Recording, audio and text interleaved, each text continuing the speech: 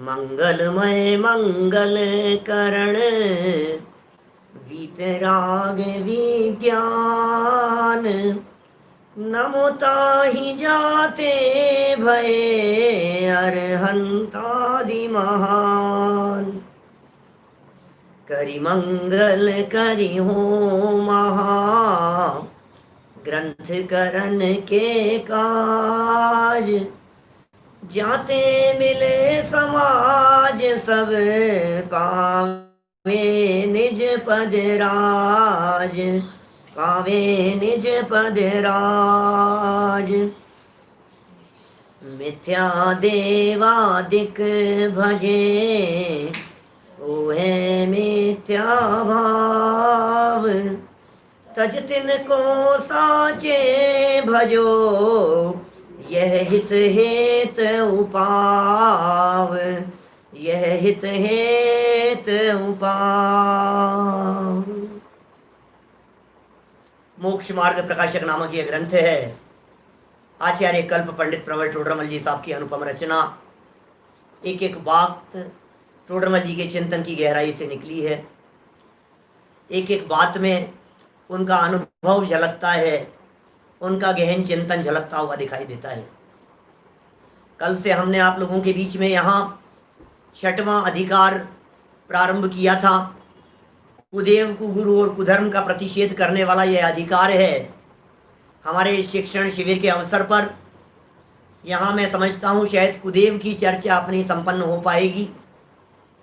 आज दादा ने भी अपने रहस्यपूर्ण चिट्ठी के व्याख्यानों में कुछ चर्चा ग्रहित मिथ्यात्व को लेकर के छेड़ी थी कि ये ग्रहित मिथ्यात्व, ये छूटना कितना कठिन काम दिखाई देता है। हर व्यक्ति के लिए आसान नहीं है ये ग्रहित मिथ्यात्व छूट जाना। ये पाप नहीं है, ये महापाप है। मुझे मालूम है हमारे बहुत सारे नए साथी ऐसे होंगे जो ये कहेंगे कि साहब आपकी बातें कुछ जचती नहीं है पंडित जी, आपकी बात कुछ गले नहीं उतरती है। क्या ऐतराज है भाई साहब? हम यदि किसी के आगे हाथ जोड़ लेवे, हम किसी के आगे मस्तक झुका लेवे, तो इसमें क्या प्रॉब्लम है? कि भाई प्रॉब्लम हमें नहीं है, हम किसी के दुश्मन नहीं हैं, हमें किसी से किसी प्रकार की दुश्मनी नहीं है, हमें किसी से किसी भी प्रकार की कोई नाराजगी नहीं है, किसी तरह का हमारे मन में किसी के प्रति कोई बैर विरोध भाव नहीं है। टोडरमल जी के मन में भी नहीं था। और टोडरमल जी साहब ने तो एक भावना भाई थी अधिकार को प्रारंभ करते समय कि जाते मिले समाज सब। भैया हम तो उन बातों को आपके बीच में कहेंगे जाते मिले समाज सब, जिससे सारा समाज मिल जावे, जिससे सारे लोग मिल जावे। हम तो वीतरागता की बात करेंगे। अरे जहाँ व्यक्ति खड़ा होता है, जहाँ नाम खड़ा हो जाता है किसी का, वहाँ पंथ और संप्रदाय खड़े हो जाते हैं। हमारे यहाँ जैन परंपरा में पंथवाद नहीं है, हमारे यहाँ जैन परंपरा में व्यक्तिवाद नहीं है। हमारे यहाँ जैन परंपरा वीतरागता को वंदन करती है, वीतरागता को नमस्कार करने की शिक्षा देती है। इसलिए वीतरागी बनो, वीतरागियों को देखो। यहाँ कुदेव की परिभाषा कल हमने पढ़ ली थी आपके बीच में, और परिभाषा क्या बतलाई थी हमारे विद्यार्थियों को याद हो गई होगी। जो हित के कर्ता नहीं है उन्हें हित के कर्ता मानता है, ये कुदेव संबंधी ग्रहित मिथ्यात्व है। भला करने वाले नहीं है और भला करने वाला मानता है। ये प्रश्न खड़ा हुआ इस तरह का कि हित के कर्ता नहीं है और हित के कर्ता मानता है, ऐसा कैसे हो सकता है? ऐसी कौन सी बातें हैं? ऐसा क्यों करता है वो व्यक्ति? तो आज हम आपके बीच में वे 3 बातें रिपीट करते हुए थोड़ी सी व्याख्या करने वाले हैं कि कौन सी ऐसी 3 बातें हैं जिन प्रयोजनों से यह जीव मिथ्या देवादिक को भजता है, पूजता है। प्रयोजन नंबर 1, मोक्ष के प्रयोजन से। प्रयोजन नंबर 2, परलोक के प्रयोजन से अन्य देवादिक को पूजता है। और प्रयोजन नंबर 3 जो सबसे ज्यादा प्रभावशाली दिखाई देता है, वो 3 नंबर का प्रयोजन क्या है? लौकिक प्रयोजन। दुनिया का हर आदमी, हर व्यक्ति लौकिक प्रयोजन में उलझा हुआ है। हर व्यक्ति को ऐसा लगता है ये हो जाए, ये हो जाए, ये हो जाए। तो टोडरमल जी उन सब का निरूपण यहाँ कर रहे हैं। पेज नंबर है 168, पेज नंबर 168 निकालिए। कल जहां तक पढ़ लिया था उसके आगे पढ़ रहा हूं, ठीक है। 168 नंबर पेज। अन्य मतों में क्या कह रहे हैं भाई? अन्य मतों में जिनके सेवन से मुक्ति का होना कहा है, दूसरे धर्म संप्रदायों में जिनका सेवन करने से मुक्ति का होना कहा है, उन्हें कितने ही जीव मोक्ष के अर्थ सेवन करते हैं परंतु मोक्ष होता नहीं है। अब आप इनको क्यों पूछ रहे थे? आप इनको क्यों मान रहे थे? क्या ये मोक्ष तो नहीं होता है? आप मोक्ष के प्रयोजन से पूछ रहे थे क्या? भैया शायद जूम की स्क्रीन पर फ्रंट नहीं हूं मैं, एक बार देखना उसको बीच में। दिख रहा है? अच्छा हाँ ठीक है। तो वहाँ कोई बीच में विद्यार्थी थे, अभी वो हट गए, फिर मैं भी हट गया था। चलो कोई बात नहीं। तो संदेश भाई ख्याल में आ रही है बात क्या कह रहे हैं? जी। देखो, अन्य मतों में जिनके सेवन से मुक्ति होना कहा है, उन्हें कितने ही जीव मोक्ष के अर्थ सेवन करते हैं, ऐसा समझते हैं कि इससे मोक्ष हो जाएगा हमारे को। अरे भाई साहब इनकी पूजन करो, भाई भाई, अरे भाई साहब इनको अर्घ चढ़ाओ, अरे भाई साहब इनकी आराधना करो, इनको जाप दो, इनको क्या कहते हैं आरती करो, इनके जल की धारा छोड़ो या इनके ऊपर माथे पर दूध की धारा छोड़ो, तो इससे क्या होगा? बोले मोक्ष हो जाएगा। लेकिन टोडरमल जी कह रहे मोक्ष तो होता नहीं है। उनका वर्णन पहले अन्य मत अधिकार में कहा ही है। माने 5वें अधिकार में बहुत विस्तार से अन्य मतों में जो जो कल्पित मोक्ष माने गए हैं उन सब की चर्चा की जा चुकी है। हमारे शाम के पुरुषार्थ सिद्धि उपाय के प्रकरण में वो चर्चाएं कुछ दिनों में आएगी। कैसे कैसे मोक्ष मानता है, मर जाने को मोक्ष मानता है, ज्योति में ज्योति मिल जाने को मोक्ष मानता है। ऐसा कहता है आत्मा मर जाएगा तो अंदर से एक ऐसी प्रकाश पुंज ज्योति जैसी निकलती है और वो निकल करके ऊपर ब्रह्म में मिल जाती है, तो अद्वैत ब्रह्म में जाकर के मिल जाएगा और मोक्ष हो गया। ऐसा कहता है। हम लोग सब कोई अलग अलग नहीं है, हम लोग सब एक ब्रह्मा के ही अंश हैं, ऐसा समझता है। एक अद्वैत ब्रह्म है, हम सब उनके अंश हैं और वापस मरण हो जाने पर उसी में जाकर के मिल जाएंगे तो मोक्ष हो जाएगा। नाना प्रकार की मोक्ष के संदर्भ में कल्पना करता है। और बहुत सारे लोग तो स्वर्ग को ही मोक्ष मानते हैं, वैकुंठ स्थान को मोक्ष समझ लेते हैं। बहुत सारे लोग ऐसा कहते हैं यही तो मोक्ष है और क्या होता है, इसके अलावा और मोक्ष क्या होगा। बाहर में सुख सुविधाओं को मोक्ष समझ लेते हैं। तो ऐसा मोक्ष तो होता नहीं है। ये सब वर्णन पहले किया जा चुका है, हमारे महाविद्यालय के विद्यार्थियों के कोर्स में है, तो वो यथा समय पढ़ेंगे ही उस बात को। देखिए जयंतीलाल जी साहब क्या कह रहे हैं, देखो अब अन्य मत में कहे देवों को कितने ही, सेकंड नंबर स्टेप, पहला कह दिया मोक्ष के प्रयोजन से, सेकंड नंबर कह रहे हैं परलोक में सुख होगा दुख नहीं होगा, ऐसे प्रयोजन सहित सेवन करते हैं। बहुत मार्मिक तर्क दे रहे हैं पंडित जी साहब, थोड़ा गहराई से समझने की चेष्टा करना। ये तर्क इतने जबरदस्त और इतने गंभीर हैं कि यदि इन तर्कों को अपने उपयोग में रखेंगे तो जीवन में कभी ग्रहित मिथ्यात्व नहीं पनप पाएगा। देखिए दर्शन मोह तो है ही जीवन में। सभा में बैठे हुए 99.9999% जीवों के जीवन में तो मिथ्यात्व है ही ना, दर्शन मोह तो। एक आध को छोड़ दो आप, कोई सम्यक दृष्टि हो तो, माने मिथ्यात्व तो है, दर्शन मोह तो है। अब सुनो, ये जो दर्शन मोह है ना, ये दर्शन मोह कभी भी सर पर चढ़ करके ग्रहित मिथ्यात्व को हावी कर देता है। 90% लोग सुनने वाले ऐसे होंगे लक्ष्मी चंद जी साहब, 90% ऐसे सुनने वाले लोग होंगे जिन लोगों के ये मानते होंगे कि ग्रहित मिथ्यात्व तो नहीं है साहब, हमारे ग्रहित पर तो हमने विजय प्राप्त कर ली है। अब 90% नहीं है ना, उन 90% लोगों के ऊपर निगाह है दर्शन मोह की, उनके ऊपर। और दर्शन मोह की उस निगाह से क्या होता है, जब दर्शन मोह हावी होता है तो कभी भी ऐसी परिस्थितियां बनती है, ऐसी सिचुएशन बनती है, ऐसा माहौल बन जाएगा, ऐसा वातावरण हो जाएगा जिस माहौल, परिस्थिति और वातावरण में ये जीव ग्रहित मिथ्यात्व को अंगीकार कर लेगा। पांव फिसल जाएंगे, पैर डगमगाने लगते हैं।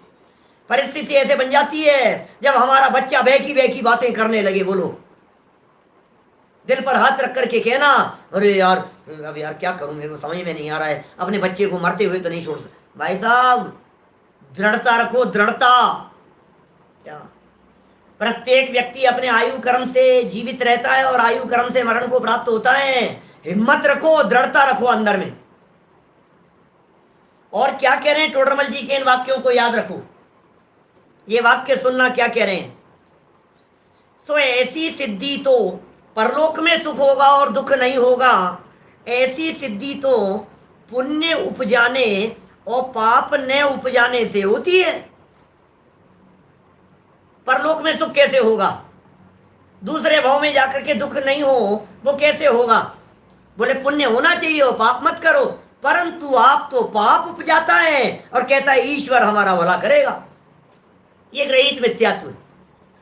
पहला वाक्य क्या था जो अपन ने कुदेव के संदर्भ में पढ़ा था, हित के कर्ता नहीं है, भ्रम से हित के कर्ता मानता है। तो यहां टोडरमल जी साहब क्या कह रहे हैं, टोडरमल जी साहब ये कह रहे हैं ईश्वर से हमारा भला करेगा ईश्वर। पाप करता रहता है, जीवन में अनिति अन्याय है, जीवन में बेईमानी है, और समझता ये भला करे भगवान। क्या भगवान हमारा भला करेगा, ईश्वर हमारा भला करेगा, परमात्मा हमारा भला करेंगे। ये जानते हैं आप, घर घर की मान्यताएं बैठी हुई है, बिना सिखाए बैठी हुई है इस तरह की मान्यताएं। जब एग्जाम टाइम आते हैं, कॉलेज के विद्यार्थी सुन रहे हैं, जब एग्जाम टाइम आते हैं तो क्या होता है बोलो। मैं तो कभी कभी जब विद्यार्थियों के बीच में बोलता हूं, सामान्य जगत के विद्यार्थियों के बीच में, जनरल सभाओं में, जनरल स्कूल में कभी जाने का अवसर होता है, तो मैं ये कहता हूं कि ये भादवे का समय, 10 लक्षण का समय, या फिर समझ लीजिए एग्जाम्स टाइम, ये तो सीजन टाइम दिखता है जिन मंदिरों के लिए। सीजन का टाइम है ये, तो ज्यादा भीड़ इकट्ठी होती है भगवान के पास में जाकर के, हे भगवान बस हे रिजल्ट आना हो, मान लो आज। मैं सब आप लोगों के विद्यार्थियों के नाम नहीं जानता हूं, संयम भाई, अपने को ऐसा लगता है, मैं नहीं कहता हूं तुम्हारी ऐसी मान्यता होगी, लेकिन नॉर्मल एक विद्यार्थी की ऐसी मान्यता होती है कि वो भगवान के मंदिर में आज, हे भगवान आज रिजल्ट आने वाला है, हे भगवान बस, हे भगवान इतने नंबर, हे भगवान इतना, हे भगवान पास हो जाऊं, हे भगवान इतना परसेंटेज, इतना डिवीजन, सोचता रहता है। मैं आपसे पूछता हूं, आज रिजल्ट डिक्लेयर होने वाला है, लेकिन रिजल्ट तैयार तो पहले हो गया है। क्या सुबह 10 बजे रिजल्ट आने वाला है नितिन भाई, 10 बजे रिजल्ट आने वाला है, तुम 9 बजे भगवान के मंदिर में गए, मैं आपसे पूछ रहा हूं क्या 9 बजे तक रिजल्ट प्रिपेयर नहीं हो पाया था, मार्कशीट नहीं बन पाई थी, नंबर नहीं चढ़ पाए थे, और यदि चढ़ गए थे तो अब भगवान के हाथ जोड़ने से क्या परिवर्तन हो जाएगा, तो कुछ नहीं होगा कि नहीं साहब। तो इसका मतलब ये 2 दिन पहले रिजल्ट आने वाला, उसके 2 दिन पहले कम से कम करना चाहिए। अरे भाई साहब, कॉपी कब चेक हो गई थी, उसमें नंबर कैसे परिवर्तित होंगे।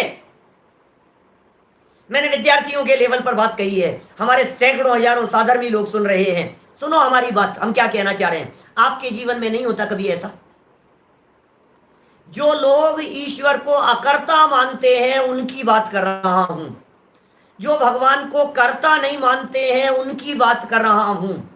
कर्ता मानने वालों का तो हमारी सभाओं में क्या काम, क्यों साहब जितेंद्र जी भाई साहब, 15 दिन नहीं, मैं ये कह रहा हूं हमारी सभा में तो सब ऐसे ही है ना, भगवान नहीं करते साहब, भगवान नहीं करते। लेकिन सच कह रहा हूं, जब प्रतिकूल परिस्थिति बनती है, जब संकट माथे पर आकर के मंडराता है, तो भगवान के पास में खड़े होते समय, दर्शन करते समय आपके दिलो दिमाग से क्या निकलता है।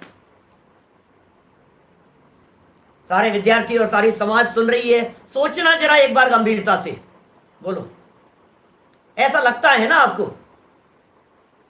दिल में ऐसा उठता है कि नहीं कि हे भगवान ये संकट आ गया है, ये दूर हो जाए। हाँ खैर वैसे आप तो वीतरागी हो भगवान, लेकिन क्या करूं बस संकट बहुत, साथ साथ में कहता भी जाता है आप कुछ करोगे नहीं, देखना, अंदर के चित्त की दुविधा को बता रहा हूं मैं। आप ये भी बोलते जाते हो भगवान के सामने, भगवान आप कुछ करेंगे नहीं, भगवान आप तो वीतरागी हैं, ये तो मुझे पक्का पता है, लेकिन फिर भी भगवान कुछ ऐसा हो जाए, हे भगवान कुछ बस ये संकट निपट जाए, क्या, हे भगवान बस ये प्रॉब्लम निपट जाए मेरी। इसका नाम अंदर के दिल के कोने में छिपा हुआ ग्रहित मिथ्यात्व है।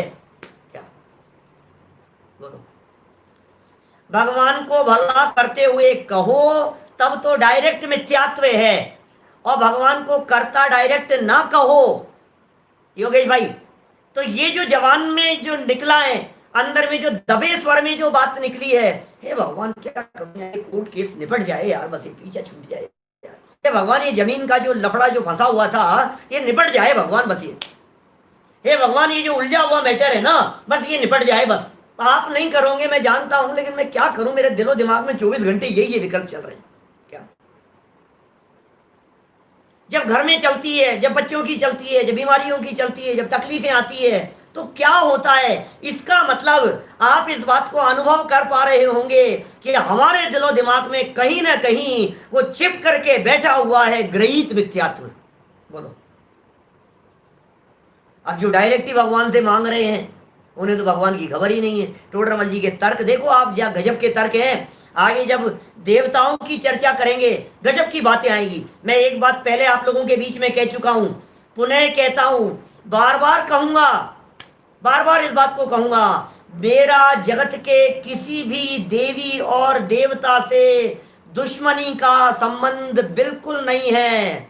हमें किसी के भी प्रति रंच मात्र भी नाराजगी नहीं है, रंच मात्र भी द्वेष नहीं है। बहुत सरल शब्दों में हम ये बात आपको कह रहे हैं।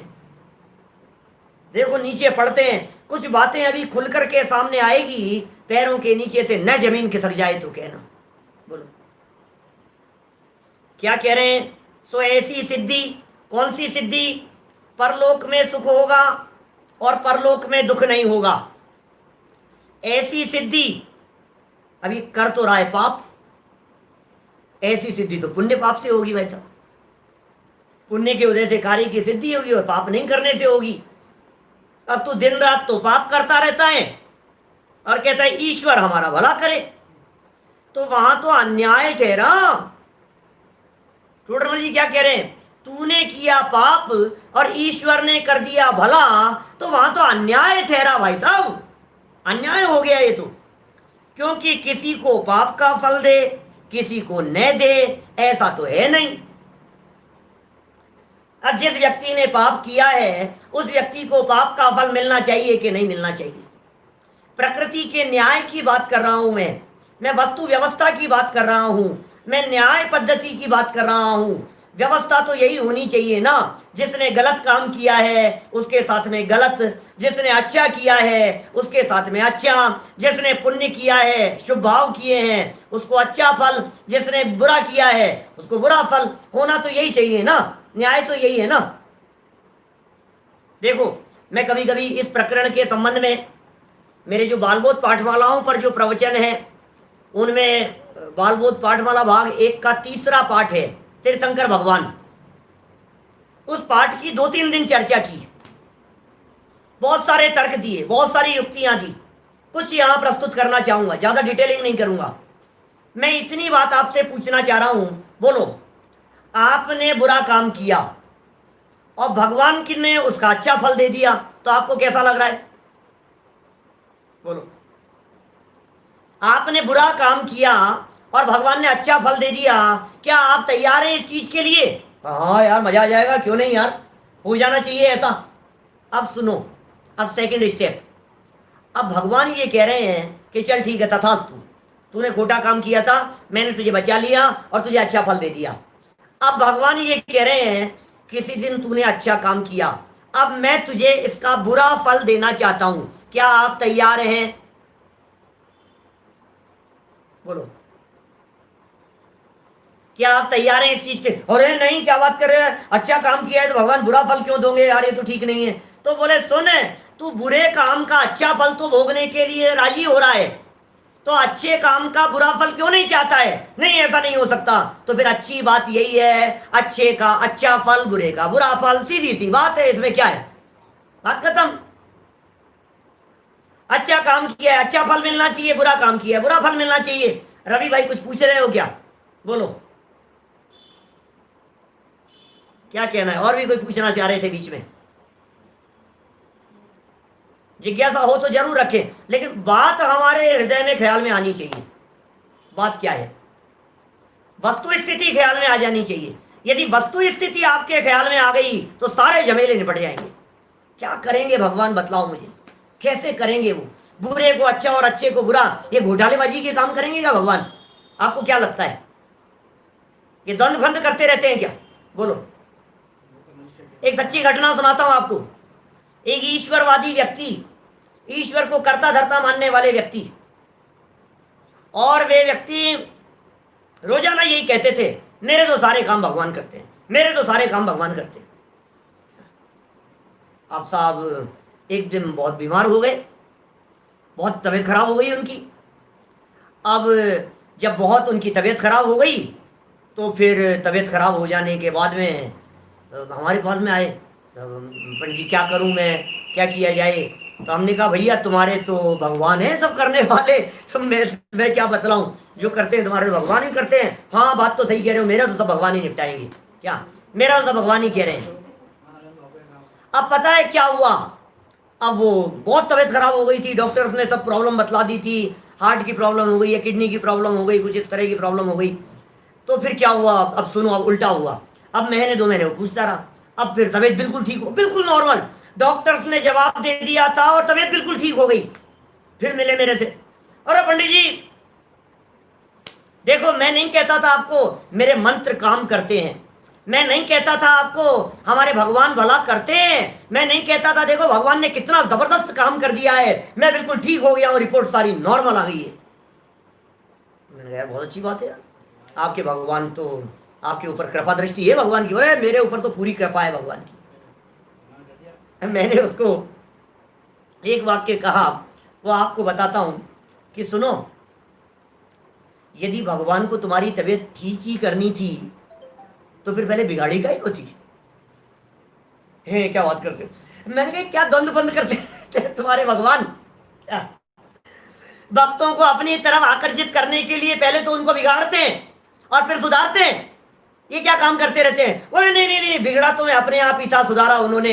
अरे भाई, जबरदस्ती की मिथ्या मान्यता क्यों रखता है? न वो बिगाड़ने के करता है, न वो सुधारने के करता है, न वो तेरे फेल होने के करता है, न वो तेरे पास होने के करता है। भगवान तो अकर्ता है, किसी को पाप का फल दें, किसी को न दें, ऐसा तो होता नहीं। तो फिर वस्तु स्थिति क्या है? तो टोडरमल जी कह रहे हैं, जैसे अपने परिणाम करेगा वैसा ही फल पाएगा। सीधी सी बात है। ये टोडरमल जी का वाक्य 20 से ज्यादा जगह पर मैं आपको दिखा सकता हूं इस ग्रंथ में, 20 जगह से ज्यादा। जैसे परिणाम करेगा वैसा ही फल पाएगा। क्या? अभी बीच में इसी लॉकडाउन के पीरियड में मैंने 15 दिन पहले ही 2 प्रवचन किए मैंने, फल तो परिणामों का लगता है, फल तो परिणामों का लगता है। प्लेलिस्ट में विशिष्ट प्रवचनों में मिल जाएगा आपको। परिणामों की महिमा, परिणामों की विचित्रता। परिणाम का फल लगता है, क्रिया का फल नहीं लगता है। शाम को ये प्रकरण पुरुषार्थ सिद्धि उपाय में खूब चल रहा है। क्रिया का फल नहीं लगता है, परिणामों का फल लगता है, भावों का फल लगता है। यहां से लगेगा इफेक्ट, यहां से होगा, बाहर से नहीं होगा। इसलिए बाहर से मत देखो, अंदर से देखो। बाहर से मत बदलो, अंदर से बदलने का प्रयास करो। फल तो कैसा लगता है बतलाओ? जैसे अपने परिणाम करेगा वैसा फल पाएगा। अंदर परिणाम बदल गए, उसका फल बदल जाएगा। क्या? ईश्वर किसी का भला बुरा करने वाला नहीं है। क्या? अरे भाई साहब, ईश्वर को भला बुरा करने वाला कहकर के ये चाहता है, ऐसा सोचता है कि यार अपने माथे कुछ नहीं है। लेकिन टोडरमल जी के जो वाक्य है ना, आगे आएंगे इस तरह के वाक्य। देखो आप और सुंदर सुनो बात, चर्चा सुनो जरा। ये किसकी चर्चा चल रही है? यहाँ दूसरे पॉइंट की चर्चा चल रही है, ध्यान देना। पहला पॉइंट था भगवान की पूजन भक्ति इसलिए करता है कि मुझे मोक्ष मिल जाएगा। इसलिए करता है, इसलिए पूजता है। दूसरा पॉइंट ये था, भगवान की पूजन भक्ति और आराधना इसलिए करता है कि मुझे मेरा परलोक सुधर जाएगा। पहला कहता है मोक्ष हो जाएगा, दूसरा कहता है परलोक सुधर जाएगा। परलोक सुधर जाने में स्वर्ग मिल जाएगा, परलोक सुधर जाने में अच्छा फल मिल जाएगा। सब चमत्कार आदि की सबकी चर्चा करेंगे अपन, सब बातें आएगी, आप लोग चिंता मत करो। लेकिन सुनो, ऑपरेशन करना शुरू कर दिया है, बीच में मत छोड़ करके भागना, बात को पूरी सुनना, तर्क पूरे सुनना, युक्तियां पूरी सुनना, पूरा न्याय देखना। आप बीच में छोड़ करके अरे यार मजा नहीं आ रहा यार, बड़ी यार क्या ग्रहित मिथ्यात्व की बात कर रहे हो आप। हाँ, आप तो जबरदस्ती हमारे देवता का, हमारे देवी का, हमारे परमात्मा का, हम जिन्हें पूजते हैं आप उनका निषेध। मैं नहीं कर रहा हूं, मैं नहीं कर रहा हूं, मैं नहीं कर रहा हूं। डरो मत, सुनो तो सही, सुनो तो सही, ये सरफिरा क्या कह रहा है, सुनो तो सही, पंडित जी साहब ने क्या तर्क दिए हैं, एक बार सुनो तो सही। निष्पक्ष होकर के एक बार गहराई से इन्हें सुनने का प्रयास करो, बस निस्वार्थ भाव से, बिना किसी पूर्वाग्रह के, बिना किसी हटाग्रह के, ओपन माइंडेड होकर के। दुश्मनी नहीं है किसी से, विरोध नहीं करूंगा किसी का, लड़ाई झगड़ा नहीं है किसी से, लेकिन ओपन माइंडली होकर के। अरे मैं तो अभी, आप क्या बात कर रहे हो, कल मेरे पास में किसी ने प्रश्न भेजा इस तरह का कि पंडित जी साहब आपका पॉइंट ऑफ व्यू अलग हो सकता है, जिनेंद्र भगवान का अलग ये हो सकता है, दूसरों का अलग हो सकता है, आप किसी का नहीं। अरे भाई सुनो, कोई पॉइंट ऑफ व्यू का सवाल नहीं है, सीधी सी बात है, वीतरागता का पोषण हो रहा है या नहीं ये बतलाओ। बात वीतरागता की है, किसी की लाग लपेट की नहीं है। हमें किसी से कुछ मिल जाएगा इस तरह की अपेक्षा नहीं है, हमें किसी से लाभ नहीं है। दो आदमी सुनना बंद कर देंगे तो उनका नुकसान हो जाएगा, चार आदमी ज्यादा सुनने लगेंगे तो उनका फायदा होगा। हमारे क्या फर्क पड़ने वाला है, क्या बिगड़ने वाला है। लेकिन सच्ची बात सुनो तो सही, एक बार अंदर में इतनी हिम्मत और इतनी पावर तो लाओ कि हम सच्ची बात सुनने के लिए तैयार हैं। सुनो, मैं क्षेत्रपाल का निषेध नहीं करूंगा, मैं पद्मावती का निषेध नहीं कर रहा हूं।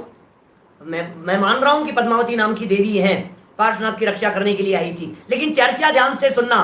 जिस तरह से उनके पूजने को ग्रहित मिथ्यात्व कहा है, इसी तरह से मैं यहां आपके सामने सिद्ध करूंगा कि भगवान महावीर स्वामी की पूजन करना भी ग्रहित मिथ्यात्व है। अरे डरना मत, डरना मत, सुनो सुनो, घबराना नहीं, घबराना नहीं। क्या कह रहा हूं, क्योंकि यहां क्या कह दिया था, पहला वाक्य याद करो।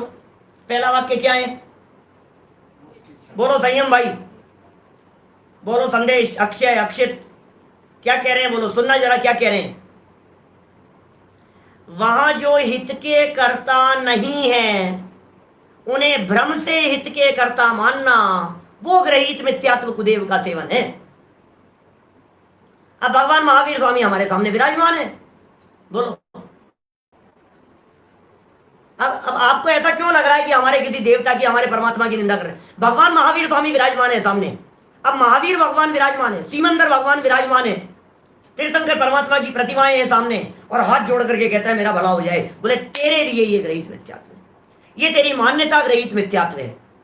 समझ में आ रही है बात, क्या होता है ग्रहित मिथ्यात्व, क्या होता है पाप। पापी भगवान नहीं है, पाप हमारी मान्यता में है, पाप हमारे अभिप्राय में है। सुधारना वहां नहीं है, सुधारना यहां है। गलती वहां नहीं है, गलती यहां है, हृदय में गलती है, चोट हृदय पर लगनी चाहिए। ये बातें बड़ी गंभीर है भाई साहब, समझना जरा क्या कह रहे हैं। सुनो आगे क्या कह रहे हैं, इन्हीं के संदर्भ में, दूसरे पॉइंट के संदर्भ में चर्चा चल रही है अभी। पॉइंट नंबर 2 क्या है, परलोक में पुण्य पाप के फल में उनमें भरे पड़ेपन की कल्पना करता है। भगवान भला कर देंगे भाई साहब, मैंने जीवन में बहुत पाप किए हैं, अब थोड़ा सा मंत्र तंत्र जप लूं मैं तो हो ये जाएगा कि मर करके नरक में नहीं जाऊंगा यार, बचा लेंगे यार भगवान मेरे को, कुछ ऐसा हो जाएगा। मरते मरते मैंने ऐसे बहुत से लोगों को देखा है, कब्र में पांव लटक रहे हैं, डॉक्टरों ने जवाब दे दिया है, ऐसे हाथ पकड़ लेते हैं, पंडित जी हाथ पकड़ लेते, पंडित जी बचा लो, पंडित जी मैं मरना नहीं चाहता, पंडित जी प्लीज कुछ ऐसा करो, पंडित जी नरक में नहीं जाना चाहता, जीवन में बहुत पाप किए हैं, पंडित जी कुछ सुना दो, ऐसा कहते हैं बोलो लोग। सुनिए जी भाई साहब, लौकिक वांछा यदि है तो सच में वो ग्रहित मिथ्यात्व है। देखो जरा 169 नंबर के पेज पर फर्स्ट लाइन से क्या कह रहे हैं, तथा उन देवों का सेवन करते हुए उन देवों का तो नाम देते हैं। अब सुनना, जगत में जो ये पोपडम चलता है ना, ये गोरख धंधा जिसे कहते हैं, काले काम जिसे कहते हैं, उल्टी सीधी मान्यताएं और खोटे उल्टे सीधे काम जहां चलते हैं, उनके लिए कह रहे हैं देवों का सेवन करते हुए देवों का तो नाम देते हैं, भगवान का तो नाम दे रहे हैं, और अन्य जीवों की हिंसा करते हैं, तथा भोजन नृत्य आदि द्वारा अपनी इंद्रियों का विषय पोषण करते हैं। क्या कर रहा है? नाम तो ले रहा है भगवान का, भगवान भगवान भगवान, और नाच गान चल रहे हैं, धाम धूम चल रही है। हम क्या क्या बतलाएं धर्म के नाम पर। 10 लक्षण पर्व आने वाला है थोड़े समय में, देखना जगह जगह। अभी तो ये परिस्थितियां इस तरह की हो गई है, क्या होंगे कार्यक्रम, लेकिन पिछले वर्षों को देख करके नहीं लगता है क्या स्थितियां हुआ करती थी। धर्म के नाम पर डांडिया खेल रहे हैं मंदिरों में, धर्म के नाम पर फैंसी ड्रेस कंपटीशन हो रहे हैं, धर्म के नाम पर साड़ियां कितनी बार पलटता है, बिंदी कितनी बार चिपकाता है, और न मालूम क्या क्या ऊट पटांग चूड़ी कितनी बार पहनता है, खोलता है, 1 मिनट चलता है, ये चलता है, कवि सम्मेलन करवाता है, ऐसे ऐसे कवियों को बुलाता है जो दिन में या रात में 3-3 बोतल चढ़ाए बिना आपको मंच पर नहीं आवे। क्या कर रहा है धर्म के नाम पर? कुछ पता नहीं है। छीटाकसी होती रहती है एक दूसरे के ऊपर, और ये समझ धर्म धर्म धर्म। अरे भगवान भगवान खुश होते, भगवान भी देख रहे होंगे ऊपर से क्या आयोजन कराया, क्या धूमधाम से आयोजन हुआ। वारे वाह, क्या आयोजन हुआ। अपने विषय कषाय का पोषण करना चाह रहा है, हिंसा का पोषण कर रहा है, पाप का पोषण कर रहा है, मिथ्यात्व का पोषण कर रहा है, और ये समझ रहा है कि मैं धर्म कर रहा हूं, धर्म के नाम पर तंबोला खेल रहा है। सोचो जरा गंभीरता से, राग रंग के काम कर रहा है ना सब। टोडरमल जी ने कितनी के आज नहीं लिखा, आज लिखते तो टोडरमल जी क्या लिखते पता नहीं यार, क्या आज लिखते तो पता नहीं क्या लिखते। आज के दृश्य कितने खतरनाक है। ये पंक्तियां तो 350 साल पहले की है बेटा, 350 साल पहले लिखी है ये पंक्तियां। ये क्या कह रहे हैं? भोजन अन्य जीवों की हिंसा करते हैं। अब ये तो बलि चढ़ाने वाले और इधर उधर के काम करने वाले, हिंसा काम करने वाले, उनकी बात समझ लो। तथा भोजन धर्म के नाम पर विधान कराया साहब, अरे सामूहिक भोज का आयोजन किया है, सब लोग आना साहब, और विधान में तो कम लोग आए और भोजन करने खूब लोग आ गए। प्रवचन रखा, आयोजन रखा, धार्मिक कार्यक्रम रखा हमने, उसमें तो बहुत कम लोग थे, लेकिन उसके बाद में जो सामूहिक भोज का कार्यक्रम था उसमें बहुत लोग आ गए।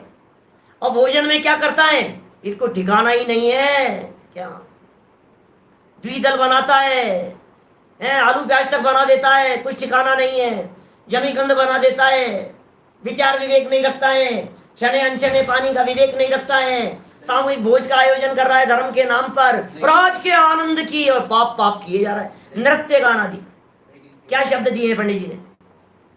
भोजन नृत्य आदि द्वारा अपनी इंद्रियों का विषय पोषण करते हैं, तो पाप परिणाम का फल तो लगे बिना रहेगा नहीं। भैया हम क्या बताएं तुम्हारे को, पाप परिणाम तूने किए हैं बोलो, अब इसका फल तो लगे बिना नहीं रहेगा। क्या आज तो क्या लिखते पंडित जी, शब्द ही नहीं होते आज के समय में। क्या लिखते बोलो पंडित जी साहब, क्या बातें लिखते। देखो, हिंसा विषय कषायों को सब पाप कहते हैं। क्या कह रहे हैं टोडरमल जी? दुनिया में किसी भी व्यक्ति से पूछ लो, हिंसा बोले पाप है, विषय कषाय भोगना बोले सब पाप है। हर व्यक्ति ये बात कहता है, हिंसा पाप है, विषय कषाय की बातें पाप है, सब पाप है, और पाप का फल भी सब बुरा ही मानते हैं। कहते भाई पाप है तो पाप का फल तो बुरा ही होता है, हिंसा करना पाप है, भोग भोगना पाप है, और दूसरे देवी देवताओं के नाम पर ये पाप को भोगता है, तो फिर फल भी तो मिलेगा कि नहीं उसका। अब जब तेरे परिणामों में ही पाप था, तेरे परिणामों में ही खोट थी, तेरे परिणामों में ही विकृति थी, तो फिर उसका फल नहीं मिलेगा क्या? मिलना ही चाहिए। तथा कुदेवों के सेवन में, अब सुनो जरा क्या कह रहे हैं टोडरमल जी, कुदेवों के सेवन में हिंसा विषयादिक का ही का अधिकार है, इसलिए कुदेवों के सेवन से परलोक में भला नहीं होता, क्योंकि विषय कषाय का ही विशेष अधिकार दिखाई देता है। विषय कषायों का अधिकार दिखाई देता है, पाप का अधिकार दिखाई देता है, खोटा अधिकार दिखाई देता है, खोटा अभिप्राय दिखाई देता है। समझ में आ रही है बात? ये सब दिखाई देता है। यदि आप उन्हें पूजेंगे तो निश्चित तौर पर आपके मन में कहीं न कहीं कुछ न कुछ स्वार्थ छिपा हुआ होगा। बातें यदि समझ में आ गई हो तो आगे बढ़ता हूं थोड़ा सा तीसरे पाप की तरफ, तीसरे प्रयोजन की तरफ। तीसरा प्रयोजन क्या था इस पर्याय संबंधी? तीसरा प्रयोजन क्या था इस लोक संबंधी? अब सबसे ज्यादा प्रयोजन ये दिखाई देते हैं इस लोक संबंधी। मेन हेडिंग बीच में दे दी है, व्यंतरादिक का स्वरूप और उनके पूजने का निषेध। व्यंतरादिक के पूजने का निषेध है, मानने का निषेध नहीं। हम भी मानते हैं व्यंतरों को। आप मानते हो व्यंतरों को? पंडित बिल्कुल मानते हैं। आप व्यंतरों को मानते हो? बिल्कुल मानते हैं। आप पद्मावती को मानते हो? बिल्कुल मानते हैं। आप धर्मेंद्र जी को मानते हो? बिल्कुल मानते हैं। लेकिन पूजने योग्य नहीं मानते। सीधी सी बात है, इसमें क्या है? नमस्कार करने योग्य नहीं मानते, पूजने योग्य नहीं मानते, वंदन करने योग्य नहीं मानते, अस्तित्व को मानते हैं, अस्तित्व की स्वीकृति है भाई साहब, है तो है, इसमें क्या है? अस्तित्व है उनका। उन सब के नाम लेकर के टोडरमल जी यहाँ थोड़ा सा दिल थाम करके बैठना। कोई व्यक्ति यदि मानते हो तो डरना नहीं, एक बार सुनना गहराई से, ठीक है ना? समझने के लिए सुनना। यहाँ जो चर्चाएं चल रही है इन बातों को एक बार सुने तो सही हम गहराई से। जब इन बातों को आप गहराई से सुनेंगे तो किसी निष्कर्ष पर बाद में पहुंच पाएंगे। चलेगा, जब तक चलेगा तब तक लगातार हिम्मत करके दृढ़ संकल्पी होकर के एक बार सुनना गहराई से। तथा बहुत से जीव, तीसरे नंबर के प्रयोजन वाले, बहुत से जीव इस पर्याय संबंधी शत्रु नाशादिक का, इस पर्याय में शत्रु का नाश, ये मर जाए यार, ये इसका नाश हो जाए। वह रोगाधिक मिटाने का, बहुत कमर दर्द है यार पंडित जी, कोई उपाय बतलाओ ना यार। कौन सा मंत्र? उन महाराज ने ये बतलाया हमारे को, इस मंत्र का जाप करो, देखो तुम्हारा वो हो जाएगा, तबीयत ठीक हो जाएगी। वो भक्तामर का श्लोक है ना, मर्त्या भवंती मकर ध्वज तुल्य रूपा, वो उस मंत्र का जाप करो, उससे ठीक हो जाता है। भक्तामर के 47वें नंबर का जाप करो। आपके घर में यदि सांप आ गया हो कभी तो आपको बोलो रक्ते क्षणम समद को किल कंठ नीलम, तो फिर वो क्या होगा? वो भाग जाएगा। अरे क्या कह रहे हो भाई साहब, कहाँ उलझे हो आप? कौन से चक्कर में फंसे हो? मानतुंगाचार्य ने भी ये बात नहीं सोची होगी कि मैं जो ये लिख रहा हूँ इसका जगत के लोग इस तरह का अर्थ निकालेंगे। उन्होंने भी नहीं सोची होगी बातें। क्या करें? रोगाधिक मिटाने का, धनाधिक की व पुत्राधिक की प्राप्ति इत्यादि दुख मिटाने व सुख प्राप्त करने के। तो दुख मिटाने क्या हुआ भाई साहब? दुख मिटाने क्या हुआ? शत्रुनाश और रोगाधिक, इनको तो मिटाने। और सुख प्राप्त करने का मतलब क्या हुआ? धनाधिक की प्राप्ति और पुत्र की प्राप्ति। इनके चोला चढ़ाओ, इनके ये चढ़ाओ, इनके ऐसा करो, ये रात जगाओ, इन देवताओं को मानो, तो इनसे ऐसा हो जाएगा। तो सुख प्राप्ति करने के अनेक प्रयोजन सहित कुदेवादिक का सेवन करते हैं। अब टोडरमल जी नाम बता रहे हैं। चावड़ा जी साहब देखना जरा क्या कह रहे हैं। हनुमान आदि को पूजते हैं। हनुमान आदि को पूजने का निषेध नहीं है। हनुमान को पूजने का निषेध नहीं है। हनुमान जी मोक्ष गए हैं। 18वें नंबर के कामदेव थे हनुमान जी। रामचंद्र जी को पूजने का निषेध नहीं है। रामचंद्र जी बलभद्र थे, मांगी तुंगी से मोक्ष गए हैं। लेकिन जिस रूप में तुम पूजते हो वो तो हमारे यहाँ मान्य नहीं है भाई साहब। क्या? हम तो वीतरागता के उपासक हैं, हम राग की उपासना नहीं कर सकते हैं। मैं बहुत बातें हैं मेरे दिलो दिमाग में, इतनी बातें और इतने तर्क हैं। टोडरमल जी के तर्कों के साथ साथ में बीच में मैं आपको बतलाता जाऊंगा। देखिए वाक्य थोड़े से पढ़ते हैं अपन आगे। हनुमान आदि को पूजते हैं, तो हनुमान भी आ गए, राम भी आ गए, कृष्ण भी आ गए, है ना, ये सब आ गए इसमें। फिर देवियों को पूजते हैं, हमें बहुत सारी देवियां आ गई। क्या देखिए, ये ऐसा समझ रहे ना आप, स्वरूप को समझ करके पूजे साहब हनुमान जी को, तो फिर क्या दिक्कत है? नहीं, स्वरूप को समझो लेकिन मुद्रा भी सही होनी चाहिए बाहर में, वो भी जरूरी है। ऐसा नहीं चलेगा कि नहीं नहीं कोई बात नहीं, कपड़े पहने हुए हैं, गदा हाथ में ली हुई है, सामने दिखाई दे रहे हैं, अब उस मूर्ति के सामने हम तो वो अपने जो मोक्ष गए हैं ना मांगी तुंगी से, उन हनुमान जी को याद कर लेते हैं, अपने भाव शुद्ध रखते हैं। भैया नहीं चलेगा, ऐसा नहीं चलता है। अंदर के परिणामों के साथ साथ बाहरी क्रिया भी निर्मल होना जरूरी है। क्रिया के साथ में भाव और भावों के साथ में क्रिया, द्रव्य के साथ में भाव और भाव के साथ में द्रव्य, दोनों का सुमेल जरूरी है। जब तक ये सुमेल नहीं होगा तब तक काम। अरे साहब आत्मा तो शुद्ध है साहब, क्या बात कर रहे, 7वें में करेंगे चर्चा, 20 दिन बाद में अपन जब बात करेंगे ना तब आपको बतलाएंगे आत्मा तो शुद्ध है, ये मानने वाले की कितनी बड़ी मिथ्या मान्यता है, शुद्ध शुद्ध मानता है। निश्चयवासी का प्रकरण शुरू होगा 20-22 दिन बाद। देखो देवियों को पूछते हैं, गणगौर, राजस्थान में विशेष रूप से गणगौर पूजी जाती है क्या? सांझी आदि बनाकर पूजते हैं, बनाते हैं इस तरह से। गणगौर निकलती है, उसकी सवारी निकलती है। विशेष रूप से यहाँ स्कूलों कॉलेजों के अंदर छुट्टी रहती है, गवर्नमेंट छुट्टियां रहती है। ये राजस्थान के अंदर तो बहुत होता है इस तरह का। सांझी आदि बना करके पूजते हैं। चौथ देवियों के नाम है, करवा चौथ, करवा चौथ मानता है। अब ये जैनियों में करवा चौथ नहीं मानता है तो सुहाग दशमी मानता है। डरना मत, मानने सुनते जाओ बस। अब मैं ये कह रहा हूं आप लोगों के घरों में क्या चलता है, सुहाग दशमी है भाई साहब। कौन सी? वो जो 10 लक्षण के बीच में आती है ना एक दिन, अभी आएगी क्या सावन में, मोक्ष सप्तमी के बाद, राखी के पहले। अब जो भी है ये क्या क्या करते हैं भगवान जाने। शीतला मानता है, दहाड़ी को मानता है, आदि को पूजते हैं। फिर भूत प्रेत पितर, भूतों को मान रहा है, प्रेतों को मान रहा है, पितरों को मान रहा है, व्यंतर आदि को पूजता है। हमारे दादाजी थे, हमारे बाबा जी थे, हमारे को दिखने लग गए, ये ऐसे हो गए हैं। बोलो समझ में आ रही है बात? व्यंतर आदि को पूजता है। नहीं नहीं साहब ये तो हमारे घर के हैं साहब, इनको तो पूजना ही पड़ता है। पितर मानता है, पितर। हमारे विद्यार्थी लोग जानते हैं कि नहीं, समझते हैं कि नहीं इन बातों को। पितरों को मानता है, मर करके पितर हो गए साहब, और फिर वो ताबीज लटका लेता है उनके नाम का, अंदर पर्ची डाल करके उनके नाम का ताबीज लटका लेता है। कोई यहाँ बांध लेता है, कोई कुछ कर लेता है, उनके दिया बत्ती करता है, उनकी आरती करता है। नहीं नहीं ये तो भगवान बन गए, जैसे देव हो गए हो, वो परमात्मा हो गए हो, ऐसा समझता है। सूर्य चंद्रमा ये तो जानते ही है सब। ग्रहण आदि की परिस्थिति अभी कितनी बनी, सूर्य ग्रहण के संदर्भ में, कभी चंद्र ग्रहण के संदर्भ में उन्हें देवता मानता है, भगवान मानता है, सूर्य को जल चढ़ाता है।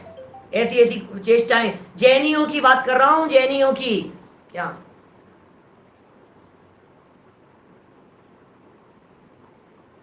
सरस्वती पद्मावती, इनकी भी सब इसी तरह की बातें आएगी। श्वेतल भाई सुनते रहिए बस, आप पूरा अधिकार सुनेंगे तो सारी समस्याएं आपकी सब निकल जाएगी। देखिए सूर्य चंद्रमा शनिश्चरादिक ज्योतिषियों को पूछते हैं। शनि लेकर के घूमते रहते हैं लोग चौराहों पर, रेड लाइट के ऊपर आ जाते हैं, तेल चढ़ाओ, पैसे दो, शनि महाराज शनि महाराज, शनि शनि की चर्चा करते रहते हैं। पीर पैगंबर आदि को पूछते हैं। और तो और गाय घोड़ा आदि त्रियंचों को पूजते हैं। गाय, कितने करोड़ देवता निवास करते हैं ना गाय की पूंछ में, गाय की पूजा करते हैं, गौ पूजा करते हैं, गौ रक्षा के लिए चल रहे हैं अभियान। त्रियंचों को पूछते हैं, घोड़े को पूछते हैं। शादी विवाह के प्रसंगों पर घोड़े आती है, घोड़ी पूजा, घुड़चढ़ी जो होती है, घोड़ियों को पूछते हैं, उनकी आरती उतारते हैं, घोड़ी की आरती उतार रहे हैं, खिलाते हैं, ना मालूम क्या क्या करते हैं। अग्नि जलादिक को पूजते हैं, जल को पूज रहा है, अग्नि को पूज रहा है, अग्नि को देवता मानता है, अग्नि देवता मान करके चलता है। शास्त्र शस्त्रादिक को पूज रहे, शास्त्र नहीं शस्त्र, तलवार को पूज रहा है। सब जगह आदि आदि लगाए हैं टोडरमल जी साहब ने। अधिक क्या कहें, रोड़ा इत्यादि को भी पूजता है, पत्थरों को पूजता है। ये बातें बहुत संक्षेप में पंडित जी साहब ने कही है। इन सब बातों को, एक एक पॉइंट को उठा करके क्या कमी है, क्या प्रॉब्लम है, क्या मान्यता है, क्या भूल हो गई है, इनकी चर्चा टोडरमल जी साहब ने अलग अलग की है। ये पैराग्राफ को याद रखना, पैराग्राफ याद रखना तो कठिन बात है।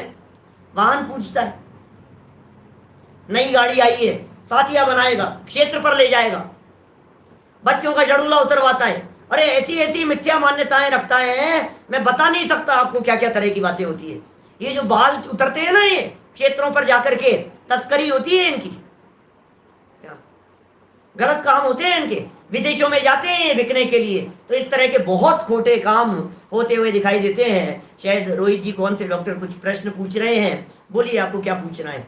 जूम पर है ना, बोलिए कुछ है बात, हाथ खड़ा कर रहे थे। हाँ बोलिए।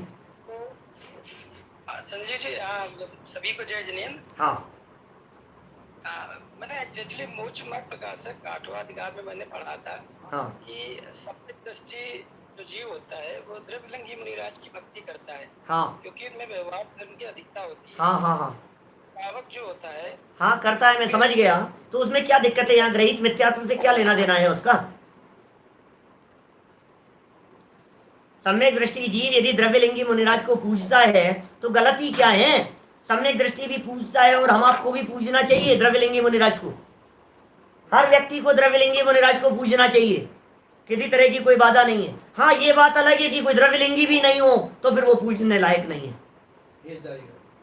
एक श्रावक जो है, अगर वो पद्मावती इनकी भी जो भी जिनेन्द्र देव की भक्ति है भी लुप्त करते हैं। हाँ। पद्मावती भी जिनेन्द्र देव की भक्त होती है। हाँ। तो इनकी भक्ति अगर करो तो उसमें क्या।